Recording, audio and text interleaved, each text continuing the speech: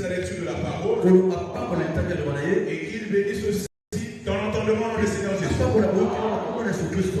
Oui, bien aimé, nous sommes en train de parler sur le serpent de main, qui est notre terme de bas. Nous avons commencé à décortiquer ce terme. Et nous nous sommes dit que nous sommes en train d'aller quelque part. Et parlons de ce terme. Nous avons d'abord commencé à contextualiser cela. Parce qu'il faut d'abord comprendre que c'est une scène qui se passa dans la vie d'un peuple. Le peuple d'Israël, ici dont il est question, il était en Égypte, en esclavagisme. Lorsque l'Éternel les a visités par Moïse, ils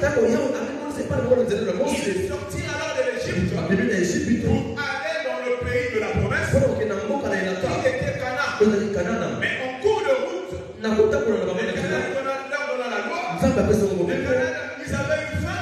L'Éternel a fait descendre le pain du ciel. Ils ont eu soif. L'Éternel leur a donné de l'eau. Mais pendant qu'ils marchaient, tellement que la voie était longue et que la marche perdurait, le peuple s'est impatienté. Le peuple était affaibli. En s'affaiblissant, le peuple a parlé contre l'Éternel. Et ils ont parlé contre Moïse. Ils ont dit à Moïse, pourquoi tu nous as sortis du pays de l'Égypte pour venir nous faire mourir dans le désert, là où il n'y a pas d'eau, là où il n'y a pas de pain. Et nous sommes dégoûtés de cette nourriture difficile. Ils ont méprisé le pain que Dieu avait descendu du ciel pour eux. Parce qu'ils se sentaient fatigués. Après ces choses, l'Éternel envoya contre le peuple les serpents brûlants. Quand les serpents brûlants, lorsqu'ils arrivaient, ils ont mordu le peuple. Lorsqu'ils mordaient, c'est la mort qui suivait. Après ces choses, le peuple a crié. Le peuple est parti voir Moïse. Ils ont dit ceci: nous avons péché contre toi. Nous avons péché contre l'Éternel. Maintenant, on va prier à l'Éternel qu'il éloigne de nous ces serpents brûlants. Moïse, après avoir entendu cette requête, il a prié à l'Éternel. L'Éternel, en répondant à Moïse, lui demande de fabriquer un serpent brûlant. Et il devait placer ce serpent brûlant sur une perche. Et quiconque avait été mordu par ce serpent, alors en regardant simplement le serpent qui était sur la perche, il devait conserver la vie. Parce que la morsure du serpent brûlant, mais le regard sur le serpent sur la perche donnait la vie. Alors Moïse, lorsqu'il vient pour accomplir ce que Dieu fait, il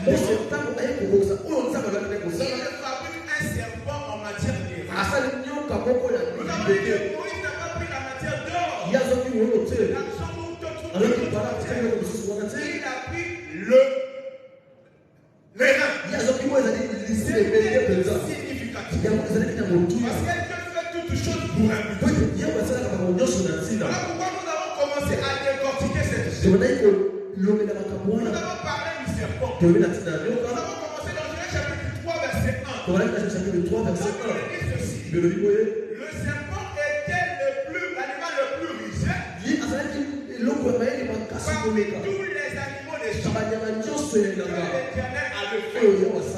Par ce verset, nous avons compris que le serpent est une créature de Dieu. Parce que Jean nous dit ceci: tout a été créé par la parole.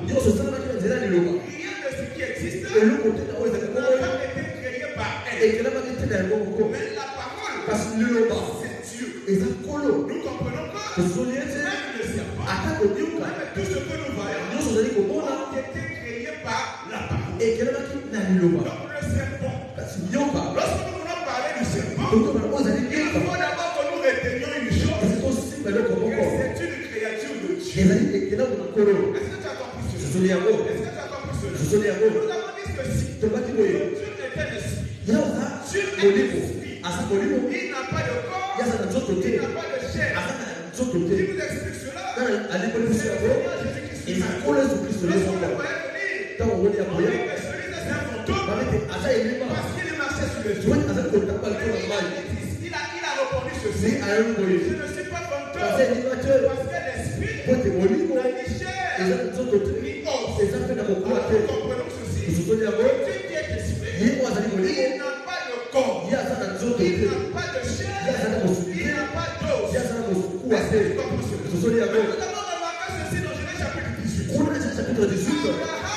Abraham a été visité par Dieu. Le verset dit ceci: l'Éternel lui est apparu sur les chaînes de Mamré. Cela nous comprenons que l'Éternel qui est esprit, il peut aussi apparaître à un homme. Comment est-ce que l'Éternel est apparu à Abraham? Il leva les yeux, il voit 3 hommes s'approcher. Abraham s'est prosterné. Abraham avait compris que ces 3 hommes qui s'approchaient de lui, c'était l'Éternel. Donc lui qui était esprit, l'Éternel qui est esprit, il a donc la capacité de prendre une forme pour venir accomplir une mission. Est-ce que tu as compris cela? Est-ce que tu as compris cela? Nous sommes en train de répéter parce que nous voyons beaucoup de gens qui n'ont pas assisté depuis le début de cet enseignement. Alors,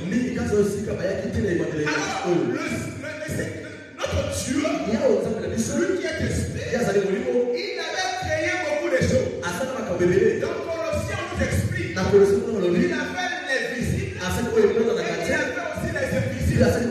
Parmi les invisibles, nous avons les trônes, nous avons l'autorité, les dominations, et nous avons aussi les hommes. Est-ce que tu comprends cela?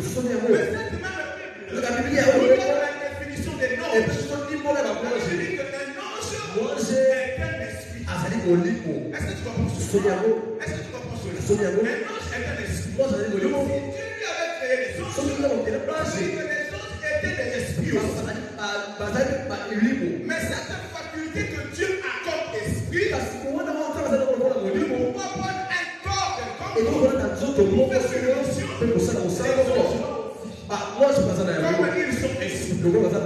C'est alors que nous sommes allés dans Genèse chapitre 3 verset 15. Nous voyons un serpent qui entre dans le jardin. Il vient dans la scène. Il vient auprès de Ève pour la séduire.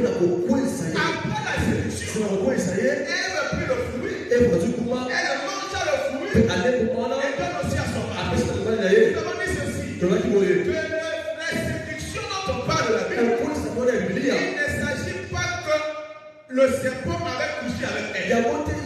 C'est une fausseté. Est-ce que tu comprends cela? Le fruit là, l'Évangile a le nom de ce fruit. Les arbres du jardin, l'Évangile éternel a le nom de ces deux arbres. Est-ce que tu comprends cela?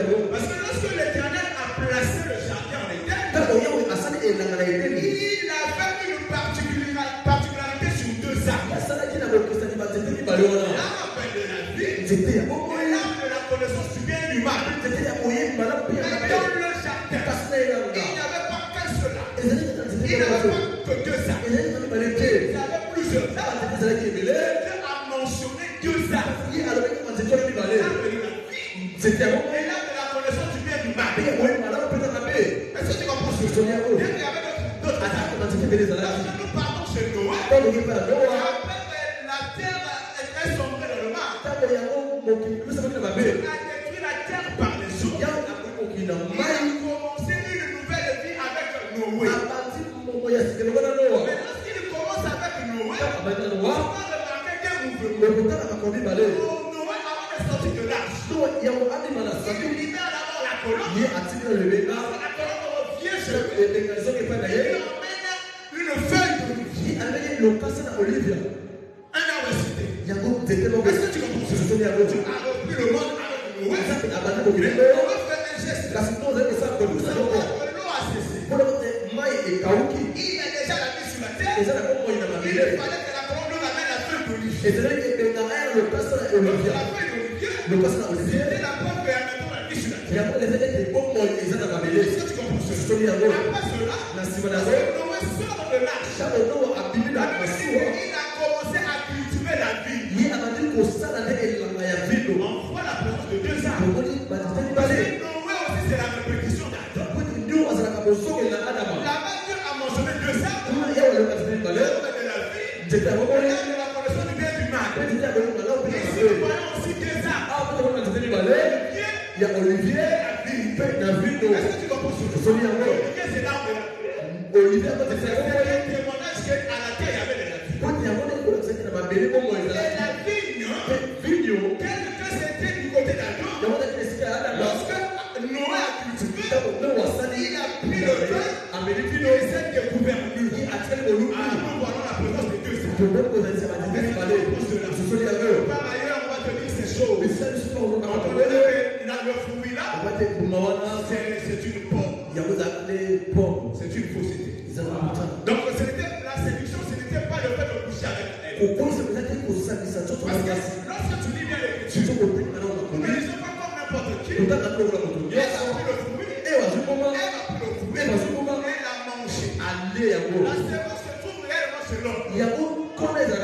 C'est l'homme qui donne la semence et la femme. Mais on n'a pas vu comment est-ce que le serpent a pris le fruit à donner à elle. C'est le fruit était l'acte sexuel. Mais on a vu elle prendre le fruit. Elle mangeait, puis donner à Adam. L'hypothèse de l'acte sexuel est éclatée. Est-ce que tu comprends?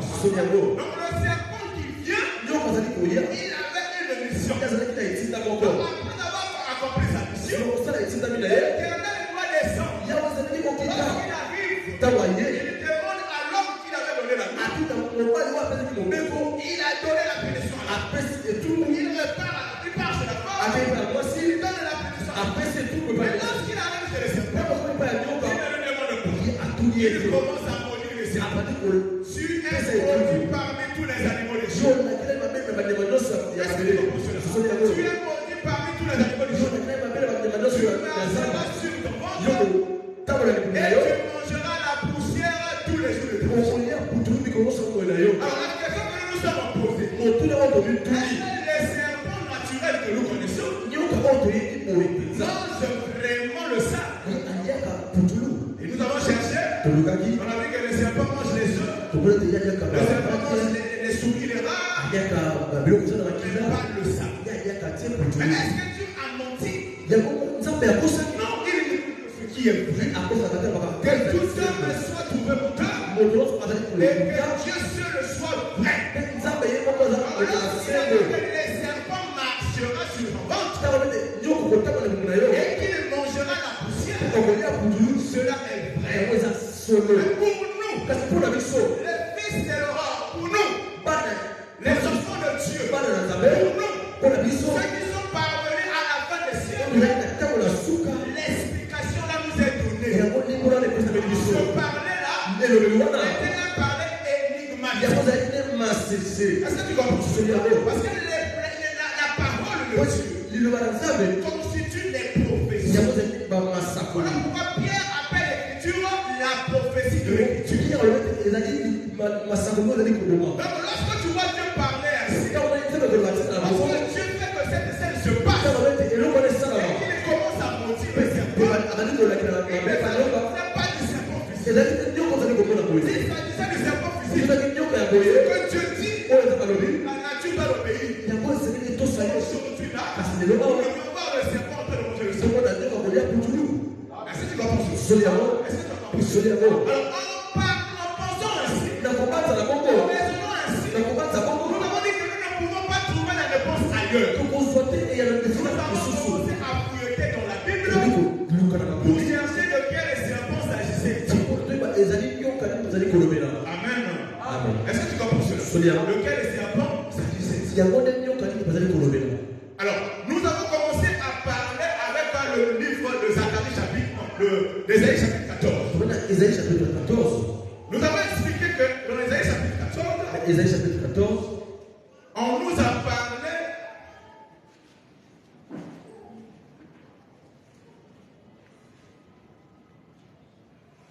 À partir du verset 4. 14.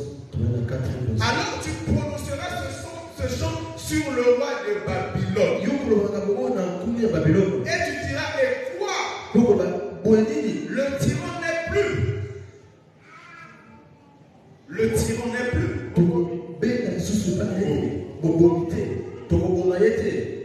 n'est plus. Ah, Mogomi a zané sous-souté. Tu vas aller doucement. Assure-toi. Tu vas devenir un témoin.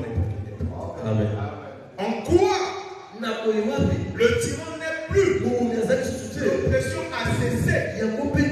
Ici, Esaïe a en train de prononcer des paroles sur le roi de Babylone. Le roi de Babylone était tout un homme. Est-ce que tu comprends cela? Maintenant, lorsqu'il parlait sur lui, c'était des sentences que l'Éternel faisait tomber sur le roi. Écoutez ce que dit l'Écriture. Je prends le verset 11. Ta magnificence est descendue dans le séjour des morts. Avec le son des luttes, sous toi est une couche de verre. Sous toi est une couche de verre.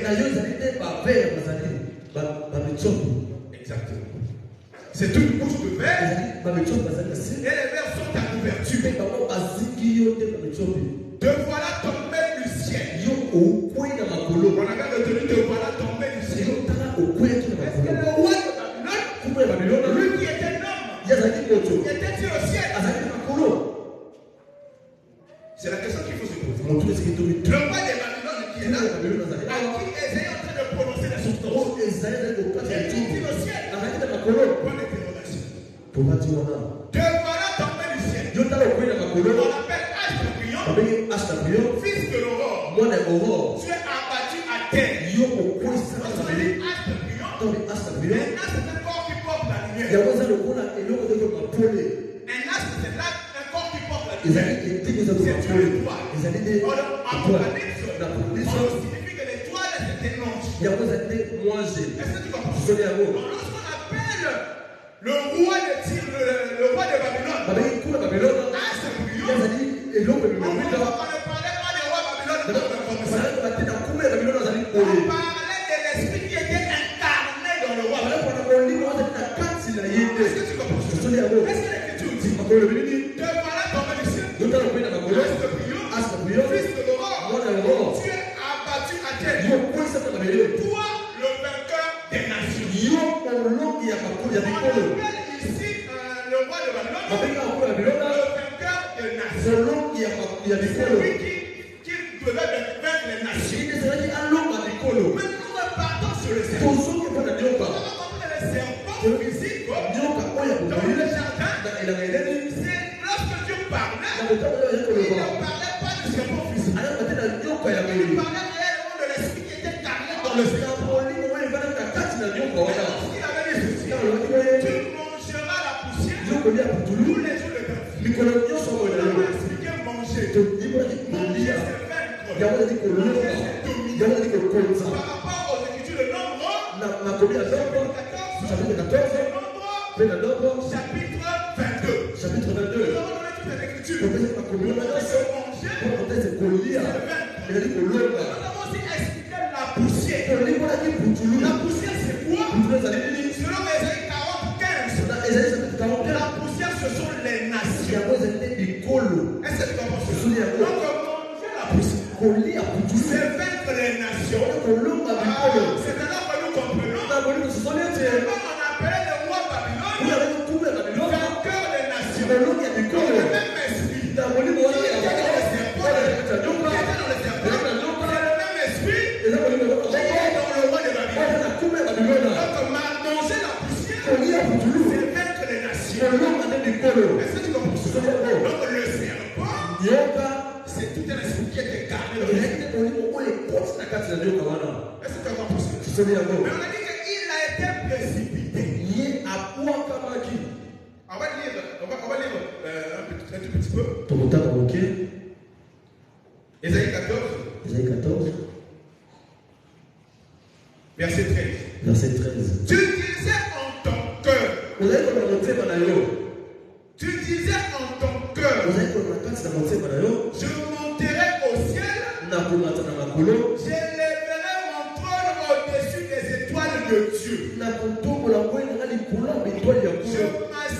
sur la montagne de l'assemblée et à l'extrémité du septentrion. Donc l'esprit qui était incarné dans Babylone, il voulait faire une chose, c'est-à-dire élever son trône au-dessus des étoiles de Dieu. Donc son souci c'était dépasser les trônes de Dieu. Est-ce que tu comprends ça? Mais la Bible appelle qui celui-là qui veut s'élever au-dessus de Dieu. La Bible lui donne un nom. 2 Thessaloniciens. Ici nous parlons d'une autre manière. 2 Thessaloniciens chapitre 2, versets 3 à 4. Que personne ne vous séduise d'aucune manière. Là-bas qui avait séduit, c'est le serpent. Je veux que tu me suives attentivement. Devant elle qui avait séduit, c'était le serpent. Mais ici, la porte commence. Que personne ne vous séduise d'aucune manière. Car il faut que l'apostasie soit arrivée auparavant. Donc le séducteur ici, c'est l'apostasie. Qui doit arriver. Qui doit séduire.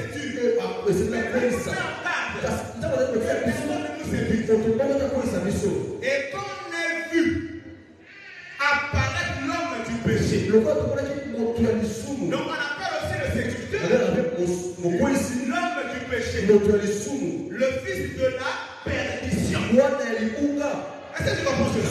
C'est lui le séducteur. De la même manière qu'il avait séduit elle, il nous met en garde. Personne ne nous séduit d'aucune manière. On appelait l'homme du péché fils de la perdition. Au verset 4, il dit ceci. L'anniversaire qui s'élève au-dessus de tout ce qu'on appelle Dieu. Ou de tout ce qu'on adore. Là-bas dans Esaïe, on a vu que comment cet esprit-là a s'élevé au-dessus des étoiles. Ici, on nous donne le nom de celui qui veut s'élever au-dessus. On appelait l'apostasie. On appelait l'homme du péché. On appelait aussi le fils de la perdition. Est-ce que tu comprends ce que je veux dire? Est-ce que tu vois comment l'esprit est en train de marcher? Tu vois comment le serpent est en train de marcher? Ce n'était pas le serpent physique. C'était tout un esprit. Est-ce que tu comprends ce que je veux dire? Mais Jésus vient pour nous expliquer le fils de la perdition. Il a appelé 12. Il dit parmi les 12, il a appelé fils de la perdition. Je suis dans Jean chapitre 17. Lorsqu'il faisait la prière, lorsqu'il priait pour ses apôtres,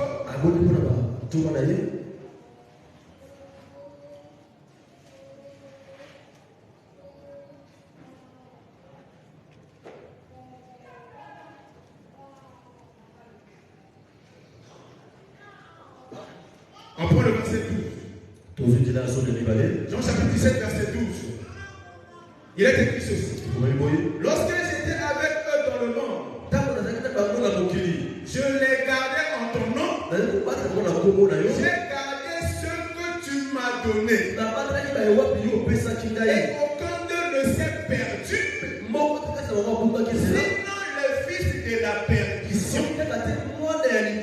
Afin que l'écriture fût accomplie. Donc ici on appelle Judas qui avait conduit le Seigneur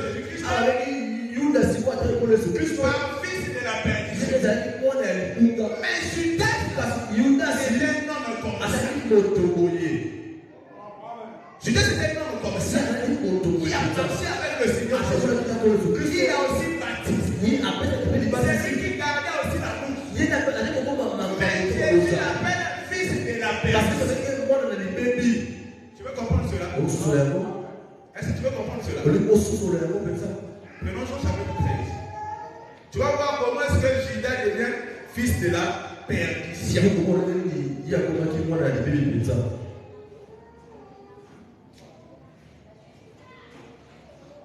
Je suis dans Jean chapitre 13, verset 27. Jean 13, verset 27. Je propose depuis le verset 26. On va tourner dans le 26. Là, Jésus est en train de dévoiler sa trahison, de parler de sa trahison.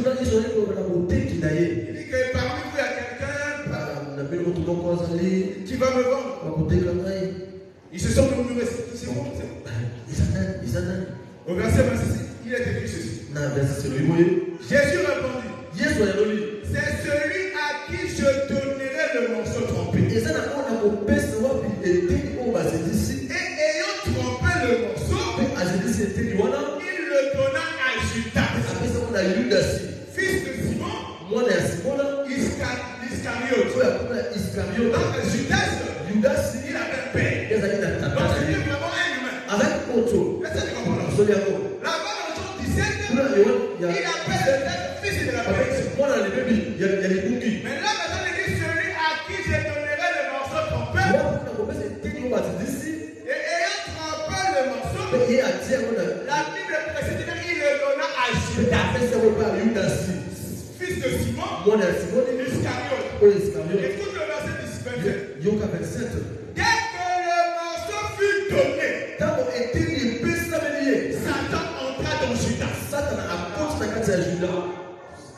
Est-ce que tu comprends ça? Donc dès qu'on donne le morceau de pain trempé à Judas, Satan est entré dans Judas.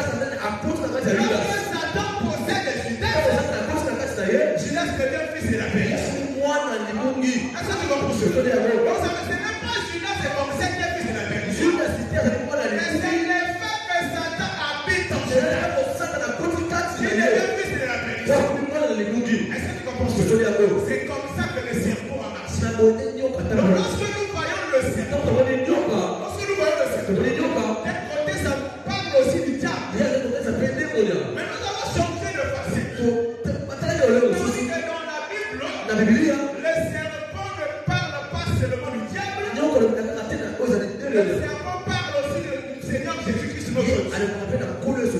C'est comme ça que nous avons commencé à expliquer d'après Jacob. Nous avons dit que Jacob, lorsqu'il arrivait à la fin de sa vie, il appelait ses fils. À chacun d'eux, il avait donné une portion de bénédiction. Il avait parlé à Ruben, il a parlé à Simeon, il a parlé à tous ses hommes. Mais lorsque nous arrivons à Dan, nous sommes dans Genèse chapitre 49. Écoute ce que Jacob dit sur Dan. Genèse chapitre 49, versets 16 et 17. Dan jugera son peuple comme l'une des tribus d'Israël. Dan sera un serpent sur le chemin, une vipère sur le sentier, mordant les talons du cheval, pour que le cavalier tombe à la renverse. Ici, Jacob parle sur Dan. Il voit Dan, mais prophétiquement, il voyait tout un serpent qui avait une mission. Premièrement, c'était juste. Deuxièmement, c'était celui qui devait mordre les talons du cheval. Donc, pas que le cavalier tombe. Le cavalier, c'est celui qui monte sur le cheval. Ici, nous voyons le rôle du serpent. C'est mordre les talons du cheval afin que le cavalier tombe à la renverse. Nous avons dit ceci. Ces choses, lorsque Jacob parlait ainsi, Jacob était en train de prophétiser. Nous n'avons pas vu Dan.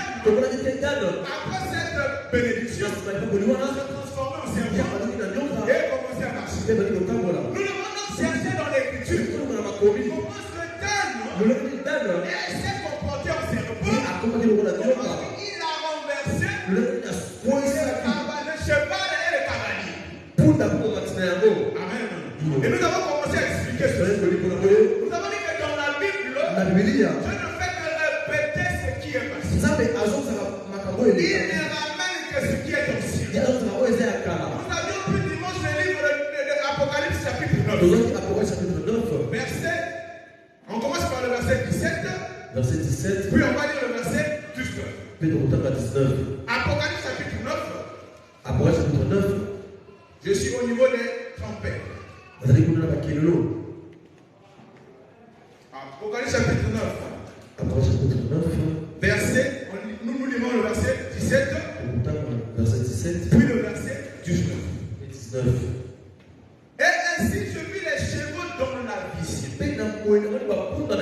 Et ceux qui les montaient ayant des cuirasses couleur de feu, d'hyacinthe et de soufre. Les têtes des chevaux étaient comme les têtes de lion. C'est quel cheval? Ce cheval-là, si tu le cherches dans ce monde, tu peux traverser les océans. Tu ne peux pas trouver un cheval qui a une tête de lion. Mais dans la Bible ici, nous avons des chevaux qui ont la tête de lion. Est-ce que tu comprends ce que nous prenons le verset 19. Car le pouvoir de ces chevaux était dans leur bouche et dans leur queue. Leur queue était semblable à des serpents ayant des têtes. Et c'est avec elle qu'il faisait du mal. Ici nous voyons un cheval. Un cheval qui a une forme que nous ne pouvons pas comprendre. Si tu rencontres un cheval comme ça, là, tu vas fuir. Un cheval qui a une tête de lion, mais sa queue c'est le serpent. Cette forme-là, on ne peut pas le trouver. Mais dans la Bible, nous pouvons trouver cette forme. Nous pouvons trouver ce cheval. Nous allons marcher pour voir la forme de ce cheval. Pour comprendre une chose, on va comprendre que Israël, la maison de Juda, l'Éternel les compare aussi à un cheval. Je suis dans Zacharie chapitre 10 verset 3. Il fait de la maison de Juda un cheval de bataille. Donc la maison de Juda, c'est tout un cheval. Est-ce que tu comprends ce que je veux dire? Donc la maison de Juda qui est Israël, c'est tout un cheval. Maintenant dans la Bible, nous avons vu que les chevaux, le cheval a une forme difficile à comprendre. La tête était la tête du lion, et la queue était le serpent. Mais Juda était un serpent. Mais pour comprendre une chose, nous allons dans Nombre chapitre 2. Nous voyons comment l'Éternel a fait de donner l'ordre de la marche. Il explique comment le peuple d'Israël devait marcher. Le peuple d'Israël est composé en tribus. Est-ce que tu comprends ce que je veux dire? Ils sont composés en tribus. Et 12 tribus. C'est le peuple d'Israël. Je leur donne l'ordre de la marche. Lorsqu'il s'agissait de marcher, le premier qui devait commencer à marcher, c'était la tribu de Juda. C'est eux qui devaient ouvrir la marche. Selon Genèse chapitre 49, Juda est un lion. Est-ce que tu comprends ce que je veux dire? Juda est un lion. Mais selon Zacharie chapitre 10 verset 3, tout Israël est un cheval. Lorsqu'on voit Juda devant, vous savez que c'est un cheval qui a la tête d'un lion. Est-ce que tu comprends ce que je veux dire? C'est un cheval qui a la tête d'un lion. Mais dans l'ordre toujours, Dieu avait dit ceci. Dan devait être l'arrière garde. C'est Dan qui devait fermer la marche. Or, Dan, selon Genèse chapitre 49, Dan est un serpent. C'est là nous voyons Israël. Le cheval, le pense que le lion, et le lion, c'est le cheval. Est-ce qu'il est marché ici? Est-ce que tu comprends ce que je veux dire? C'est ça ce que nous avons fait. Pour montrer le travail de Dan. Dan, il est derrière. Il est derrière comme un serpent. Mais son rôle, c'est mort de le talon du cheval afin que le cavalier tombe à la renverse. Alors, pour comprendre Nous sommes allés voir la sortie des enfants d'Israël dans le désert. La Bible dit que c'était la colonne de nuée et la colonne de feu qui conduisait le peuple d'Israël. Donc la colonne de nuée était devant le peuple. Vous marchez avec le peuple. Mais à un moment donné, cette même colonne qui est devant, elle partit se placer en arrière. Donc celui qui était devant, c'est le même qui était derrière. C'est là où nous avons compris que sur table de table, c'est Dieu lui-même. Devant le peuple. Comme il est dans la lieu, c'est le table de table, c'est l'Éternel lui-même qui est derrière le peuple. Pharaon est sorti. Pour suivre les enfants d'Israël. Il suivait les enfants d'Israël. Parce qu'ils se sont trouvés devant la mer. Et là, voilà. Ils n'ont plus là où passer. Maintenant,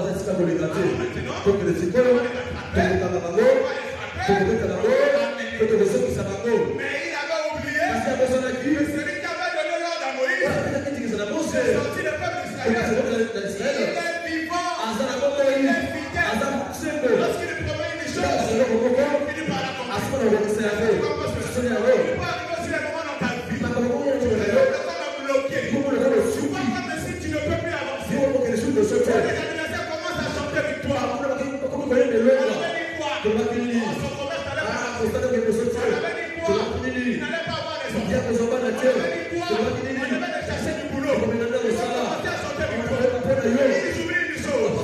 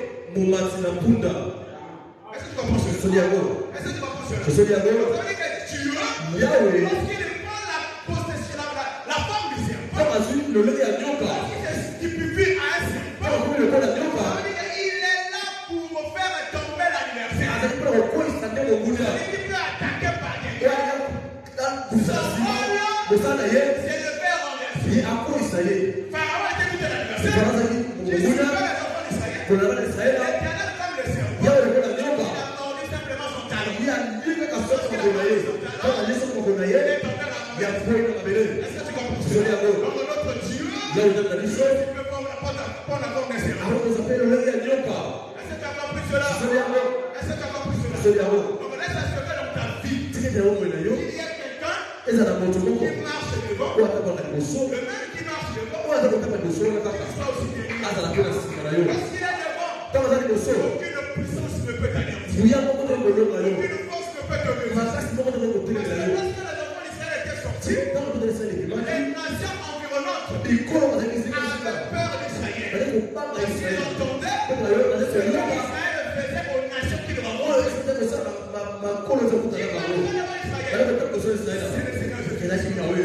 C'est lui le nom de l'État. Voilà pourquoi tu peux marcher. Si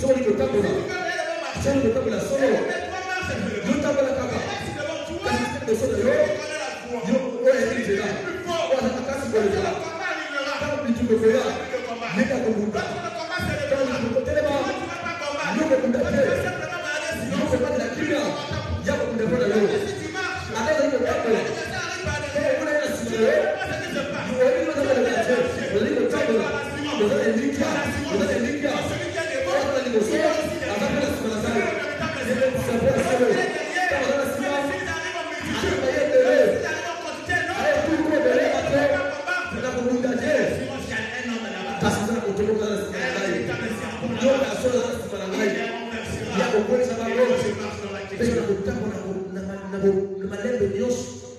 Est-ce que tu comprends? Il faut arriver à ces dimensions pour que tu n'aies plus peur des sorciers, pour que tu n'aies plus peur des adversaires. Tu ne sais pas qu'est-ce qu'ils ont fait derrière moi ici. Si tu es fils de Dieu, si tu es disciple de Jésus, il est là comme Dan, le véritable serpent. Tous les complots, tous les projets, il est au courant de tout cela. Il est au courant de tout cela. Même ceux-là qui veulent ta mort, il est au courant de ça. Même ceux-là qui veulent que tu quittes ton mariage, il est au courant de ça. Toi, dormant sur ta couche, tu ne connais rien. Tu arrives au boulot, il y a des gens qui haïssent, qui taillissent. Mais toi, tu ne connais pas. C'est lui qui connaît toutes choses. Il connaît leur cœur. Il connaît leur projet. C'est lui qui te préservera. Personne n'aura la capacité de toucher à toi. Est-ce que tu comprends ça? Donc, le peuple d'Israël qui a mouru, les serpents sont arrivés. Nous avons vu deux types de serpents. Le serpent plus long, qui portait donner la mort. Et le serpent des reins, qui était élevé, qui donnait la vie. Le serpent plus long, c'est ce que nous avons typifié au diable. Pourquoi? Parce qu'après le péché, après les murmures, c'est alors que Dieu envoyait les serpents. Ils ont commencé à emmener la mortalité. Parce que tu vois, Adam, qui était la tête de la création, c'est après le péché, lorsqu'il est tombé, et la mort a pris le dessus. C'est la mort qui a pris le dessus. Donc, à la place du serpent des reins, Moïse a fait un serpent des reins. Celui qui était mordu, il regardait simplement le serpent. Lorsqu'il regardait le serpent de reins, le serpent de reins lui donnait la vie. Et si nous parlons deux types de serpents, le serpent qui donne la mort et le serpent de reins qui donne la vie. Amen. Nous avons expliqué ceci mercredi.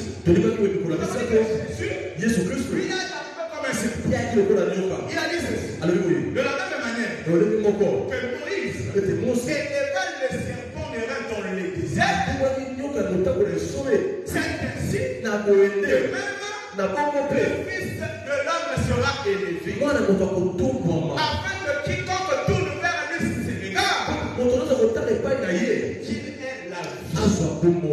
Est-ce que tu vas comprendre? Ici, Jésus-Christ, en parlant ainsi, il s'estifiait au serpent des reins qui était sur la perche. Il devait être élevé. Lorsqu'il parlait, c'est qu'il sera élevé. Il parlait d'un futur. C'est la mort de Jésus qui sera élevé. Lorsqu'il monte à la croix, c'est le serpent qui est élevé.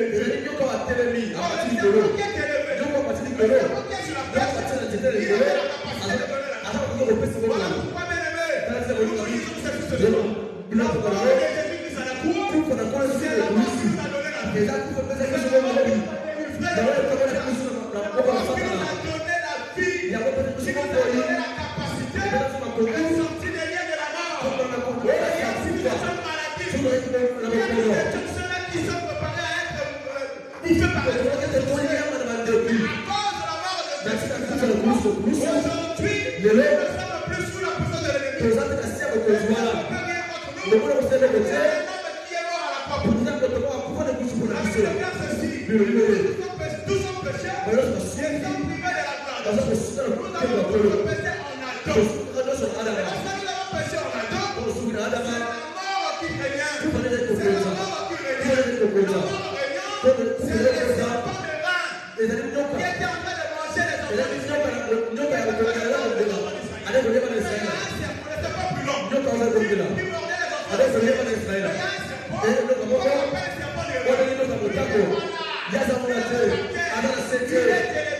d'Israël. On appelle serpent de rein. Il est élevé à la pierre. Est-ce que tu vas penser? La morsure du serpent brûlant, quelle était la quantité? Il n'avait plus le pouvoir. Le regard est tourné vers le serpent. Est-ce que tu vas penser? Alors, en expliquant ainsi, il faut pour nous décortiquer chaque chose. On va parler du regard. Que signifie regarder le serpent? Parce que on n'a pas dit que lorsque tu toucheras le serpent de là, lorsque tu vas monter sur la place sur le serpent de là, on a simplement dit lorsque tu regarderas le serpent. Donc en regardant le serpent, il y a la vie qui est communiquée. Donc il faut que nous expliquions sur le cas.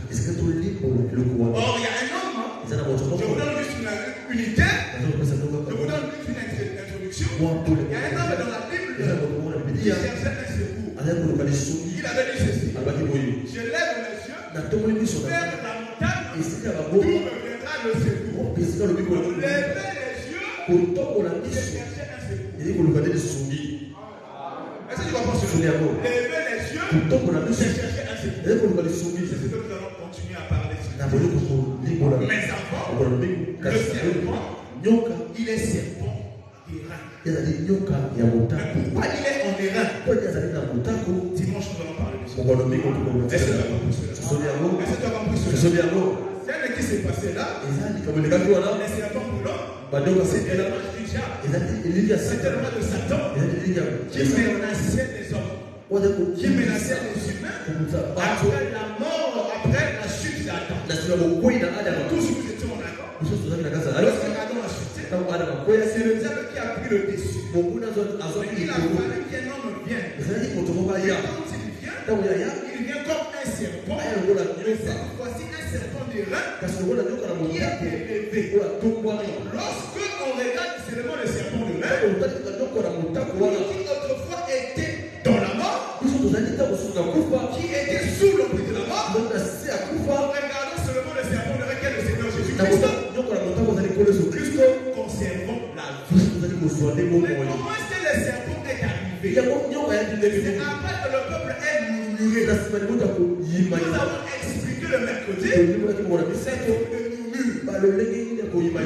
la Bible, c'est aussi dompter l'éternel. Est-ce que tu comprends cela?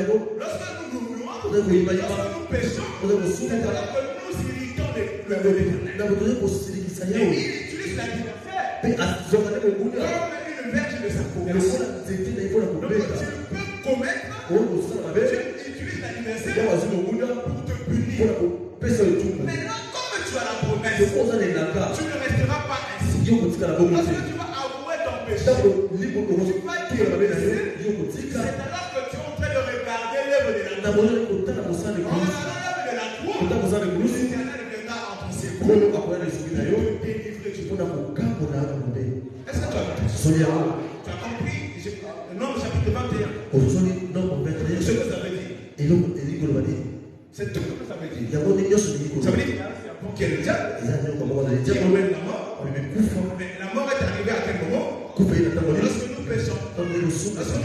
Nous devenons une poussière. Et nous devenons la nourriture du diable. En ce moment-là, il nous domine sur nous. Mais il y a un autre serpent.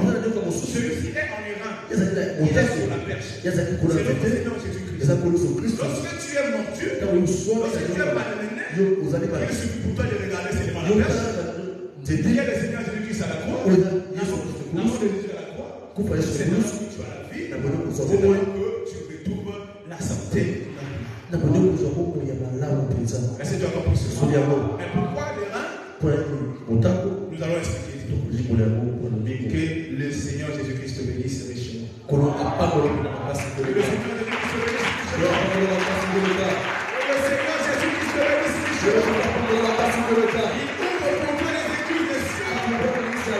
Toutes les portes qui ont été fermées dans ta vie s'ouvrent maintenant. Si tu as besoin de la guérison, Dieu t'accorde la guérison ce soir. Si tu as besoin d'un voyage, que cela te soit accordé au nom de Jésus. Si tu as besoin de l'élévation, que l'élévation te soit accordée.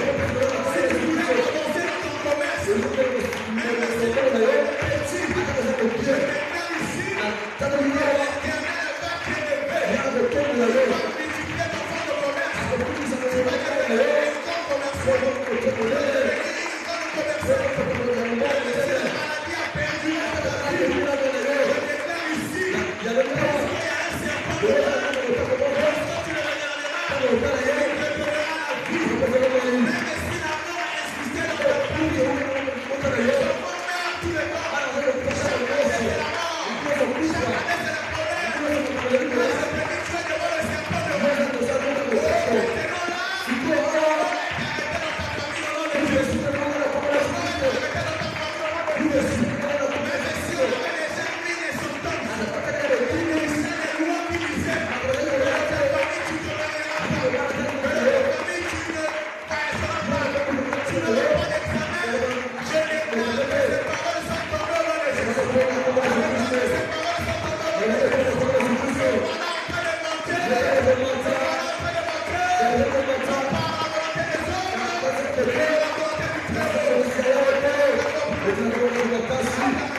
Et à la volonté du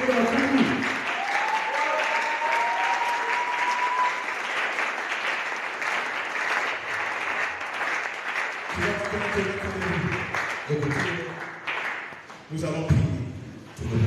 Nous allons prier pendant 10 minutes.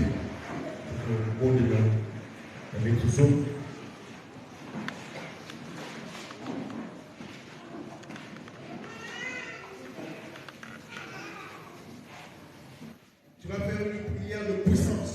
Tu vas faire une prière de déclaration ce soir.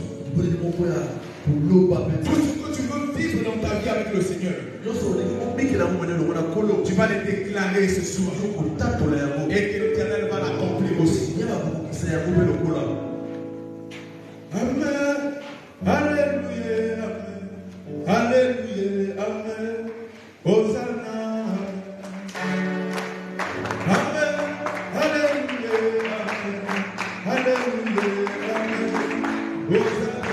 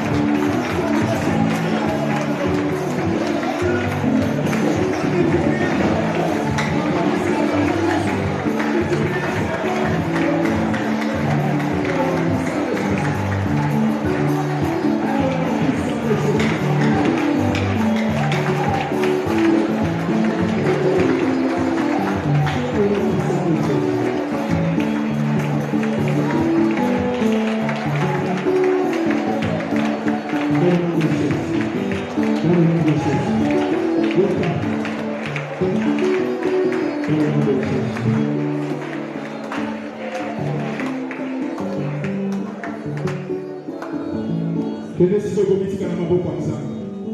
Le banazamba kambayo, le banazamba bombayo, gomoinayo et c'est bataille. Volonté na yende ça na kati ya vida na moto.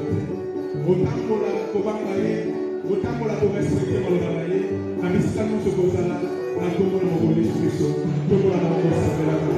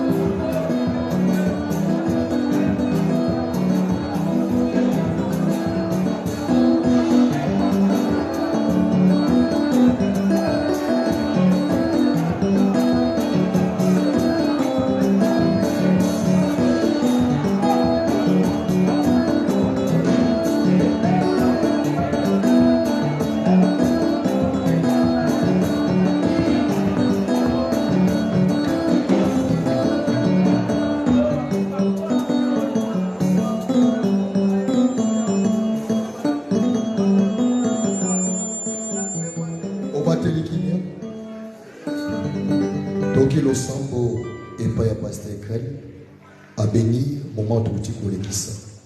Paix à qui service et offrande entre les médecins.